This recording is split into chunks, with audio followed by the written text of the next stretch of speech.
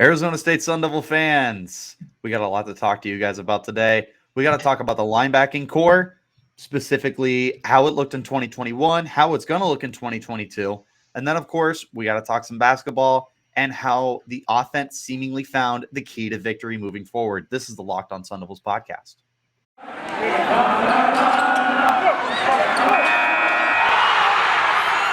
You are Locked On Sun Devils, your daily podcast on the Arizona State Sun Devils, part of the Locked On Podcast Network, your team every day.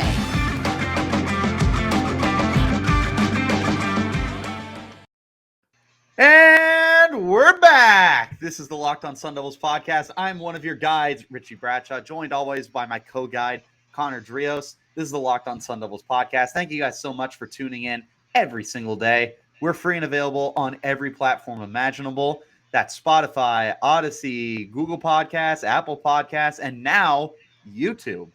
Very, very excited to finally be launching the YouTube page. Of course, you can always follow us on Twitter as well. Myself at RichieBrads36, Connor at Cedrios, and make sure you follow the podcast as well at LO_Sun Devils. Now, Connor, I am contractually obligated, but I am also obligated as your co-guide and your best friend to ask you, how are you doing today? You can always shorten that part and just say like, hey, because I care so much, I'm going to ask about you. And you just, minus the dog collar shaking in the background, you could just ask like, hey man, how are you doing? But I just want to point this out for all the listeners not listening to just the audio version of the podcast today. You might have been listening to us the entire football season, part of the basketball season. And if you guys thought like, is this what they look like? Were they actually this handsome the entire time? We just didn't get their face.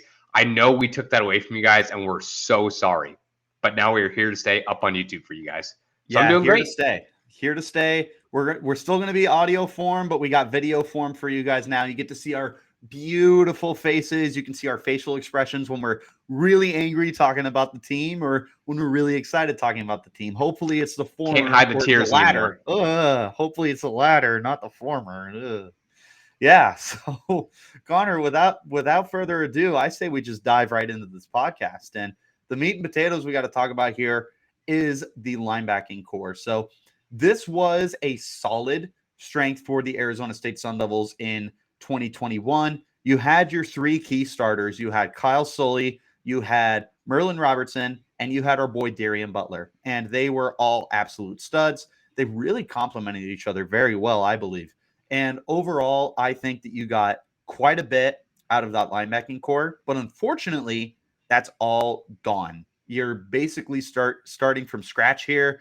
And while you did get a taste of some of the guys that are coming up, there is a lot of unknown factor heading into 2022. But focusing on 2021 first, Connor, let's talk about these guys. Like I would tell you they perhaps exceeded expectations because I think a guy like Darian Butler was well known for the most part, but he exploded onto the scene this year to the point where there was a section of the season where we were talking about him as a Butkus Award runner-up, and unfortunately he cooled off. But there was that point in time where he was just dominant. So you had said that it was a solid strength of this team. I would have argued that as far as starters go, this was probably the strength of the team. The linebacking core, obviously, it was captained by Darian Butler. If he didn't kind of have that star power throughout the season, I definitely could kind of be talked backwards there. But what went well for this team, you had solid production all around. Obviously, it started off with Darian Butler, who had, what did he have? He at least had, I think, a pick on the opening game, Richie. But he had 2 sacks, which led your linebackers out of Sully and Robertson.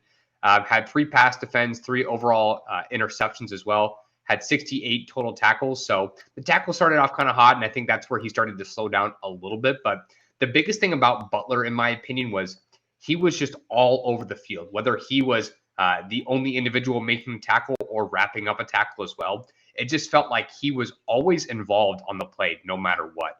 Obviously, if the ball wasn't necessarily going his direction or was deep in the secondary, that's a different topic. But dude was the core of your defense. And then when you have other quality pieces backing him up, it really made for a solid linebacking core that you're really going to miss.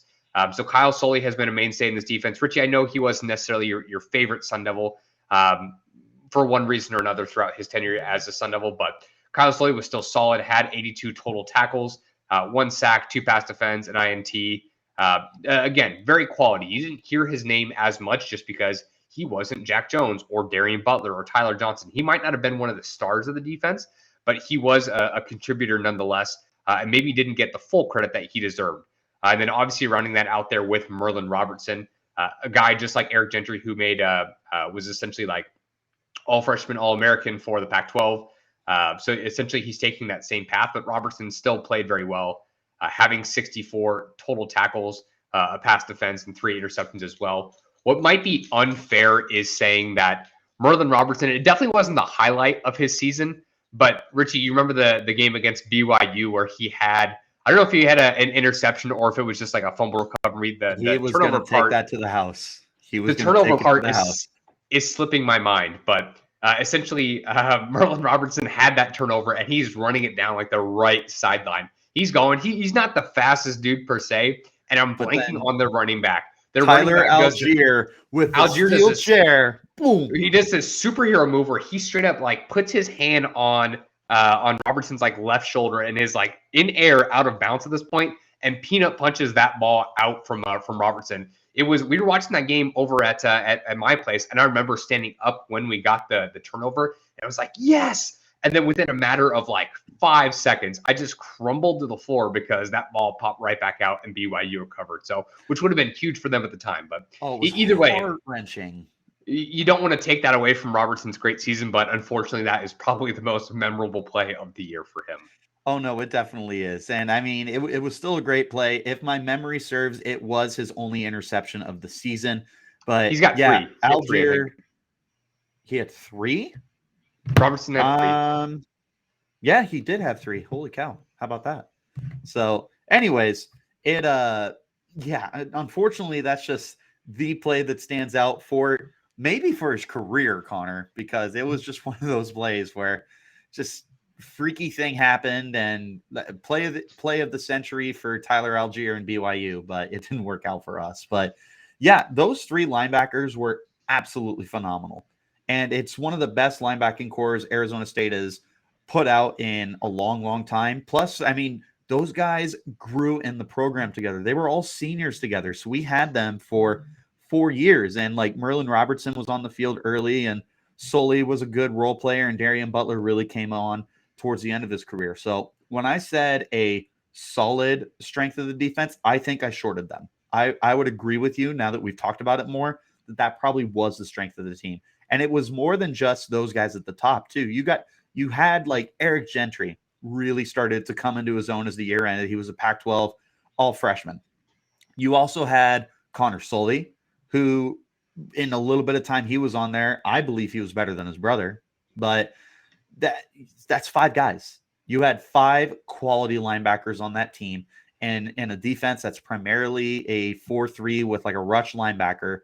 And you just across the board, you had great linebackers who all had strengths to their respective games, and it turned into wins. It turned into arguably top 3 defense in the Pac-12. I feel like that's safe to say. I mean, they all did a little bit of something for your team, and they all 3 of them could have an NFL future. Some of them better chance than others, but like the worst of the 3, maybe Kyle Sully, depending on where you stand.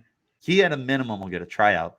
Butler will compete for a draft pick. Even Merlin Robinson, I think, will compete for a draft pick. So I think all 3 of these guys are going to find themselves in the NFL, and they definitely showed out while they were in Tempe. It's so hard to find a negative. Like if you listen to Rich and I for any amount of time, we're definitely not the homer kind of fan. Like we talk a lot of negatives about ASU and talk about the positives when we can, but ASU, their linebackers, they were a stud trio, and trying to find the weakness, it might have been the fact that I don't know, that Darian Butler seriously just stood out so much more than the rest. I guess we can call that a bit of a negative, but again, like we don't want to take away the quality of play that both Robertson and Sully had put out on the field. You just, at times when Darian Butler was seriously shining, you just didn't see it nearly as much from some of the other linebackers. Not necessarily a 2022 downward statistic, but Merlin Robertson, I don't think quite lived up to the hype that he had as a freshman. Still a great player for ASU, but maybe didn't quite fulfill the promise that he had playing in his time here. But seriously, like as far as all the positions go, I think that's the one where we can kind of look back and say there weren't really a lot of drawbacks. Overall, health-wise, they were pretty good. Some players missed some time here and there. I know Butler and Sully had missed a little bit. But overall, I mean, very healthy group, had a lot of production.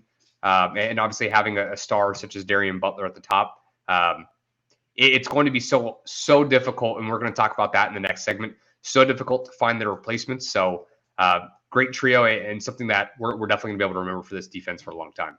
Yeah, like I mentioned, and like you just emphasized, this is one of the best linebacking cores that Arizona State has put together in quite some time. I think it could date back almost 10 years ago to the days of Vontaze Burfict and Brandon McGee. And I mean, both guys who just epitomized what it meant to play as a Sun Devil. Burfict definitely kind of fell off the deep end when he got to the pros, but in college, fun fact, Connor, I don't know if you remember this, but he is the top rated recruit that Arizona State has ever landed. He was a 5-star kid, but Brandon McGee should forever be a fan favorite, if for no other reason than he hates U of A with every inch of his being. Hey, that's me too. Yeah, dude. Real quick, I know I've told you this story plenty of times, but in case our listeners don't know, there was some kind of interview that Brandon McGee had, and I don't remember the context or how it got brought up, but he basically said, like, if my kid ever went to U of A, I would stop talking to them. It was something along those lines. Don't quote me word for word because I don't have it in front of me, but it was something along the lines of, like, my kids will be born and raised to hate the red and blue. And I am all about it because I'm going to be the exact same way. That's what I'm about. And that's what the Locked On Sun Devils is about. So with that being said, we have a quick word from one of our sponsors here. And then when we return, we will be talking about the outlook for the linebacking core for 2022. Yes, we got to talk to you guys about Built Bar. If you've been listening to Sun Devils podcast for any amount of time, you know Built Bar is one of our favorite partners that we talk about over here at Locked On. So essentially, it's the new year. So that means it's time for New Year's resolutions, right? So if you're all about getting fit or eating healthier, make sure to include Built Bar in your plans. I know it's really difficult for some people to find that true protein bar that they need in their daily diet. Some of them specifically are either just chock full of sugar or don't even taste very good. But Built Bar is the protein bar that tastes like a candy bar, but maybe even better than a candy bar. You make it easier to stick to your resolutions, which is so important because by February, half the people who have made these resolutions kind of fall off the deep end, but a lot of those people didn't have Built Bar in their plans. It tastes so good, you're going to want to eat it, unlike any other protein bars, which can be a little bit chalky or waxy, or even a bit like a chemical spill. You'll want to eat healthy, even though sometimes it can get so boring. That's why you're going to put in a Built Bar specifically in your diet. Built Bars are covered in 100% real chocolate. Most of their Built Bars their calories are 130 calories, 4 grams of sugar, 4 grams of net carbs, and 17 grams of protein. Compare that to any candy bar, which is usually around 240 calories, 30 grams of sugar, and dozens of net carbs. So here's an idea. For the new year, go to your secret treat stashes at home, in the pantry, at the office, in the car, wherever you specifically keep these treats. Throw out all the sugary, calorie-filled treats and replace them with Built Bars. So whenever you're craving a snack or treat, you can reach for something that's healthy and tastes incredible. So here's the deal. Go to built.com and use the promo code LOCKED15 and get 15% off your order. Again, use the promo code LOCKED15 for 15% off at builtbar.com. All right. So let's go ahead and talk 2022, Connor. So I think it starts with those young guys that we got coming in. So we briefly had talked about Eric Gentry and Connor Sully as the two guys to look at. And let's start the conversation right there. So Eric Gentry was an absolute stud coming off the bench and being like that sub linebacker for the team when they needed to get one of their main 3 guys off the field for a minute. And he flashed, and his flashes looked brilliant. I think that Arizona State could have something special with this kid, but they do need to see him take that jump from year 1 to year 2. Because we've seen plenty of times like these linebackers who just look so great as freshmen. And then unfortunately, it just feels like they peak and they kind of plateau. And it's not a bad thing because you've had very quality linebackers over the years and they don't necessarily need to go to that first round draft status. We're not expecting that out of Gentry. If he gets there, then great. I'm here for it. But we do want to see him take that step from great sub package linebacker to great starting linebacker. And I think that's a good place to start, Connor, is talking about Eric Gentry. Yeah, so talking about seeing him elevate his play in a second year, that's just sample size, right? With any position, not even linebacker specific. Let's take Rachaad White as an example, a guy who exploded in 4 games for us last season. We could have talked about him coming into this year as being the guy on the offense, which, to be honest, I think we still expected a little bit more to Chip train him and Rachaad White being kind of the 1B to his 1A. But that wasn't necessarily the case. Regardless of Chip Trainham's injury, Rachaad White was the offense, right? And I think we can expect a little bit out of Gentry. If you go look at his overall numbers, it doesn't look like he just excelled this year. But as a freshman All-American playing in that part-time role, you had to watch the tape versus just looking at the numbers. Gentry has essentially a path right now to a starting position. What I'm looking for at Gentry, it goes beyond the play on his field. If you listen to yesterday's edition of the Locked On Sun Devils podcast, we talked specifically about the defensive line. Jermaine Lole is going to be one of the leaders in the locker room, right? I expect Gentry, even as a sophomore, to be one of those leaders. I think he needs to be able to voice up his opinion, being one of the captains of the defense, right? Or even being the quarterback of the defense, to kind of use that term as a linebacker. It's going to be so important for not to him just to repeat his play, but to know the playbook inside and out and be the guy who can be able to essentially call audibles when necessary and put guys in the right position for them to succeed. That's a lot for him to take on, especially considering he's not going to have a Darian Butler next to him or a Merlin Robertson or Kyle Soley. He's going to have a Connor Soley. Now, listen, we like a Connor Soley, but that's still another young guy. And that doesn't even mention the third linebacker that we kind of have to fill in that spot. We really think, and there's still a lot of time for things to change. We could have players enter the transfer portal. Richie, we talked about a not so funny story like, what was it, 2 weeks ago maybe? Gentry had tweeted out something like, oh my something gosh, that left the fan base like, he said like 9 out, and everyone was like, what's going on? And he was like, guys, relax. He pulled the Aaron Rodgers. He was like, relax, I'm not going anywhere. So he had tweeted exactly out, he said 9 out. So there is time, knock on wood, in a good sense. Players can enter the transfer portal, right? We don't expect Eric Gentry to go anywhere. We don't expect Connor Soley to go anywhere as well. But at this point, we basically have a couple other guys on the roster that played very small roles, such as like a Jacob Jordanall, Caleb McLaughlin, Will Schaefer, guys that we don't know if they'll necessarily fill in that third linebacker role, or a Rodney Gross, who was a transfer from, Richie, help me out. It was Mississippi State, correct? Mississippi State. So that's correct. So we're still looking for a third linebacker. It could be Gross, and if we had to put money on it right now, I think that's where we would essentially be going. Not necessarily a bad thing. We need depth for sure. We also need bodies and quality. I would expect ASU to bring in one more player to maybe come in and at least compete with Gross. I don't think he's going to be given the job for sure. Obviously, he's got to come in, learn the defense and everything over the next year or so, leading up to Arizona State's first game. But it's almost similar to, I think we talked about this with the running back position. Finding a way to improve the linebacker play is going to be very, very difficult. It's not so much about trying to necessarily improve the position. Obviously, they can be better. It's not like they were the best linebackers in the entire nation. But I'm okay with the Sun Devils if they can find a way to repeat their production on defense as well. So to me, that essentially kind of comes from Gentry down. How good can he be, and how good can he make other players around him, right? So we don't need just essentially bodies to fill the role. We need players who are going to be quality as well.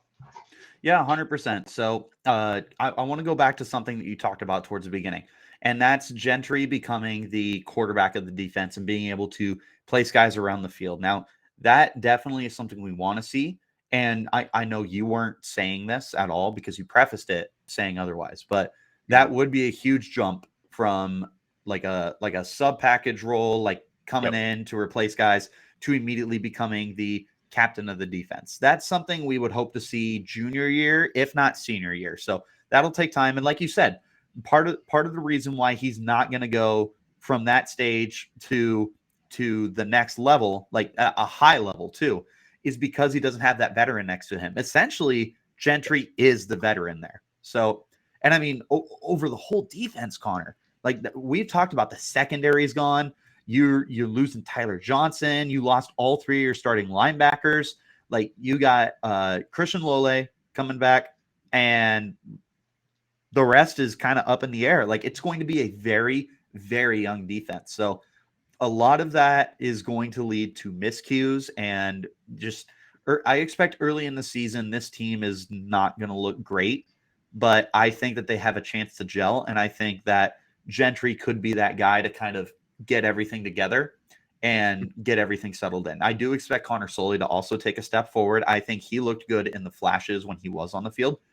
The guy that I'm most interested in is transfer Rodney Gross. He was not able to get on the field this year for the Bulldogs before opting to hit the transfer portal to a opportunity at Arizona State where he could easily walk in and be a starter for the team.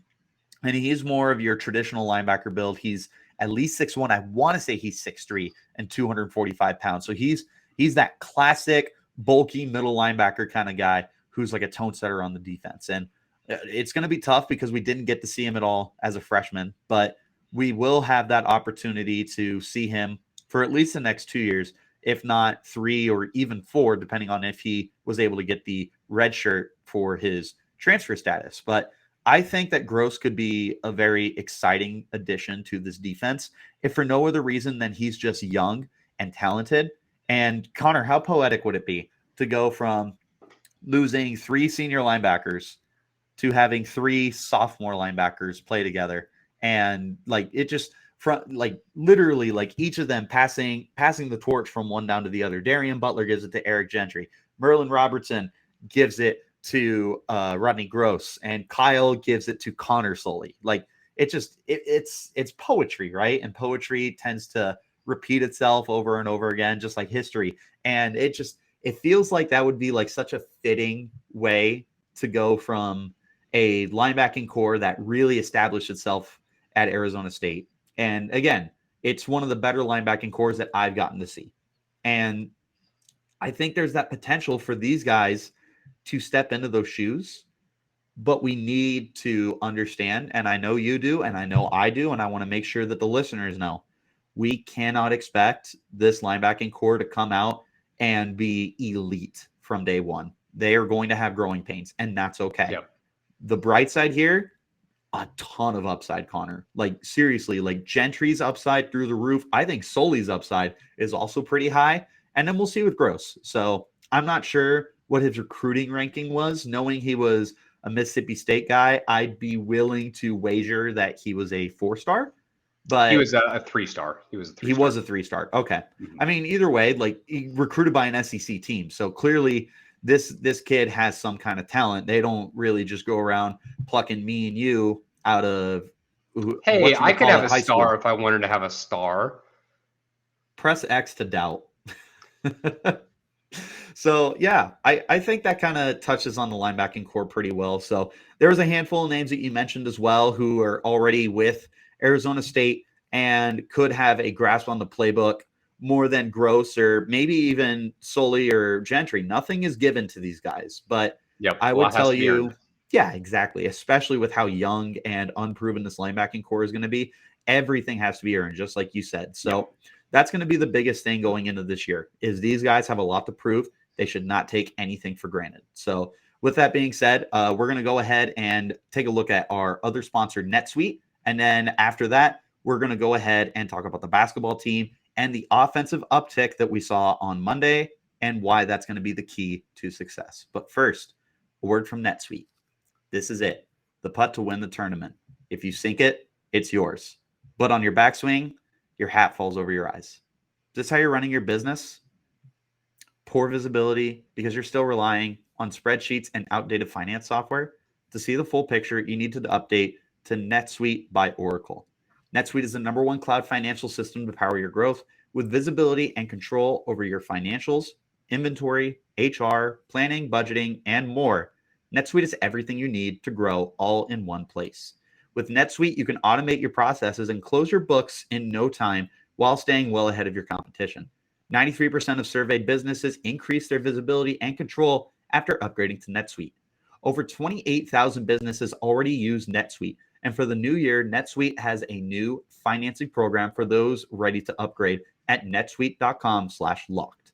Head to netsuite.com/locked for this special one-of-a-kind financing offer to the #1 financial system for growing businesses.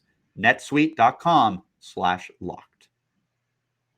All right, Connor, let's talk some basketball. We did plenty of football talk. We talked about those linebackers, how well they did last year, how we expect them to play this year, but we got to talk some basketball too. And thankfully, we have good things to talk about for one of the few times this year. This is only the 6th win that the Sun Devils have had, but overall, it seemed like their most complete victory, at least against a quality team. You could probably argue Oregon was their best game, but I would tell you that this Utah game was right up there. Really, the only thing they were missing, Connor, was those free throws. Like you connect on at least 50% of those, and like we said, you end up winning by 5 points instead of 2. But overall, the offense really came into its own. You saw 4 guys hit double-digit points, and 2 guys coming off the bench with Marion Jackson playing 29 minutes off the bench. But, I mean, he finally was effective this year. He went 4 of 10, 2 of 6 on 3 points. So he was actually making a difference. And I don't know if it's because he was on the bench and in a quote-unquote limited role, or if it was just a new mentality for him. But whatever it was, it really jump-started his production. Kamani Lawrence, again, was a very, very important piece of the offense. Went 9 of 14. No three-point attempts, but that's okay because he is consistently hitting his shots. My guy, DJ Horn, our guy, DJ Horn, I should say. You can't just claim him, man. That's not how that works. Locked On Sun Devils, #1 fan of DJ Horn, went 5 of 11, including 50% on his 3-point shooting. And then Jalen Graham, who has been like an underrated star for the Sun Devils as of late, also notched 12 points. So, Connor, you had what's that add up to? 30, 40, is that 53 points? Don't hurt yourself. 53 points. You had 53 of your 64 points come from, wait, no, that's not right. While you do that math, I will just say one thing. I'm going to back this up. Did you call Utah a quality opponent? I mean, they're 8-10 on the year, 1-7 in the division. So if you look at the hold on. Before you rip me to shreds, what I meant when I said that is they are like a you can't take it back. Team. It's like they're a Pac-12 team. That's what I'm getting at. It's not like they're a top 12 team in the conference. Correct. You're darn right they are. And apparently ASU is better than them. So, but my math was right. They put together 55. Wait, 53. Final answer. They put up 53 of the team's 64 points because you had 9 points out of Jay Heath, and then you had 2 more points out of Bocce. So there you go. My math isn't that bad. That's that Arizona State education, baby. So you quality opponent or not, the biggest key was Marion Jackson, right? Yes. Like there's going to be days where DJ Horn's playing his best and Kamani Lawrence is playing his best, and you're still going to get blown out by double-digit points because the rest of your team's not backing them up. So when you have depth play well, and we're not talking about Marion Jackson just stealing the show and being a dominant force in this game. He scored 10 points. That's good, especially off the bench. But the biggest thing was him being able to hit his threes, right? So outside of a couple of your players, really your biggest 3-point shooters are Jay Heath and DJ Horn, shooting essentially at about 40 to 42% respectively, I think, for both of them. There's really nobody else that can do that. It's not that has to be the offensive identity of this team. You just have to have some other players that can be efficient when they do take those shots. So for Marion Jackson to go 2 from 6 from deep was huge for him. I think he's got a shooter's mentality, and a shooter's mentality without a great shot, that is not a good combination. So if you can get more from Marion Jackson off the bench, I would prefer him there versus his starting role.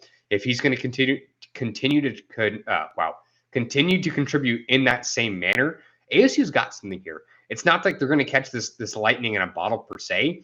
It just might help them be a little bit more competitive.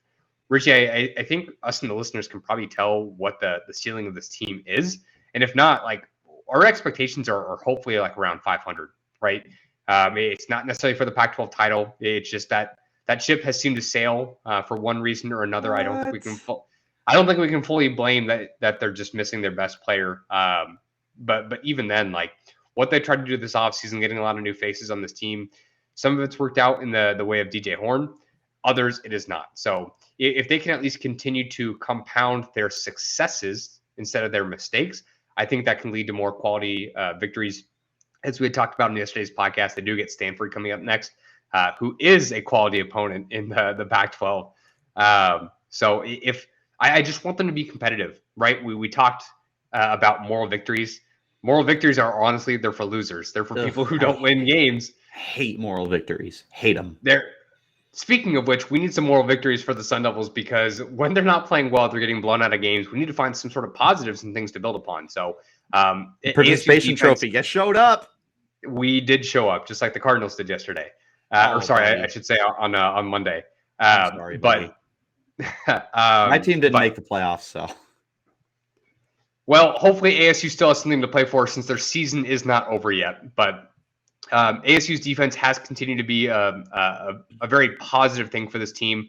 Regardless of who's in the lineup, they seem to get that in spades, it feels like at times. But they can't let other teams go on massive runs, right? Which it's going to happen. It's the sport of basketball. It happens to literally everybody. But it consistently seems to happen to these Sun Devils where they just can't seem to climb out of them. So if they can be more competitive, that's definitely something positive to take away. Ideally, it leads to more wins in the win column, but obviously that's not always totally controllable. So we'll see how they improve against Stanford and at least can kind of continue their success that they had against Utah. Yep. So, I mean, shocker here. So water is wet. When the Sun Devils score points, they win games. But here's the thing. So hear me out. You have a guy like Marion Jackson who wants to shoot the ball consistently. Well, when he's actually figuring it out, it feels like the rest of this offense is really clicking because they have that threat from all over the court. And I mean, not only was he making his shots, but he also was shooting okay from 3, 2 of 6. That's not bad, Connor. That's in fact, that's a lot better than what we're used to seeing out of him. So we will take that on every day that ends in Y and twice on Sundays. But team average is probably around like 29%. So exactly. If you get more players that are shooting that's still better than what you had. Yep. And we just I feel like that's the biggest key to victory. So I've tried to avoid bashing Marion a lot lately. I feel like I've done a really good job of not bringing him up, but let me bring him up right now in a positive way. Marion, when you're hitting your shots, we're winning basketball games. So I think that a consistent Marion Jackson might be the key to this offense because it feels like everyone starts playing better when he's going. And I mean, there's some guys that are consistent no matter what. DJ Horn has proven to be a great shooter, and Kamani Lawrence is just dominant inside the arc. But when Marion gets going, it feels like you open up everything available to you. And I mean, that's it. That's all she wrote. Suddenly you have 3 guys who are consistent scorers. And don't forget, Jalen Graham is really starting to come on hot too. Every once in a while, if we could find a way to get anything out of Luther Muhammad, I mean, and that's asking a lot because that's now me asking for 5 players to be great shooters and point scorers. Plus, we got to have Bocce in there too because he's very important to the team and playing right underneath the rim. So you got a lot of moving parts. The bright side, we can trust on Horn, and we can trust on Kamani. We might be able to build that trust with Marion. So from here, just try and have the game slow down for you because clearly something was working against Utah. Just find whatever that was, man, because you keep that going. I think we can get back on the right track. And like you said, head towards that 500 record. So I feel like the bracket might be out of reach at this point, but that's okay. Right now, just focus on winning basketball games, get back to 500, find a way to be competitive. We need a sign in one of our backgrounds that just says like, it counts upwards from days since last Sun Devils lost. And if we get to double digits, we'll do something like crazy on the podcast. Because we'll have 5 days between now and Stanford. And then I don't remember when their next game after that is, but I'm pretty sure they get one of the California teams. So hopefully we can get close to 10 before that game. But a win against Stanford will go a long way. Yeah, I'm going to love our summer breaks when we have like 150 days from the last Arizona State Sun Devils loss. That sounds like a win for me. That's a moral victory right there. That's a moral victory right there. And we love moral victory so much on this podcast. But I think that's going to wrap it up for us today. Thank you guys so much for tuning in. As always, we love that you make us your first listen every single day. The podcast is free and available on all platforms, which includes, but is not limited to, Odyssey, Spotify, Google Podcasts, Apple Podcasts, and now we're on YouTube. Make sure you subscribe to the YouTube channel. We're going to try and build that up as quickly as possible. We know that you guys can really help us blow up that page. We're so excited that you guys get to see us on video format. You get to see our facial expressions. You get to see me and Connor's exchanges and all the hand gestures that I do because I'm very active with my hands. I don't know if you guys picked that up on the first episode, but we're very, very excited to finally be on video in front of you guys. We're obviously still going to be in audio form, so don't worry if you're not a fan of seeing me and Connor's beautiful and most handsome faces in the world, according to our moms, which is the best source that I could come up with for you guys. That's okay. We're still in audio form. Monday through Friday, it's the best Sun Devils content in the whole world. Make sure you follow us on Twitter, myself at RichieBrads36, Connor at Cedrios, and the Sun Devils page at LO_Sun Devils. Now go ahead and make your second listen Locked On Bets, your daily one-stop shop for all your gambling needs. Locked On Bets, hosted by your boy Q, with expert analysis from and insight from Lee Sterling. Just like the Locked On Sun Devils, it's available and free on all platforms. And until next time, you keep it locked right here on Locked On Sun Devils.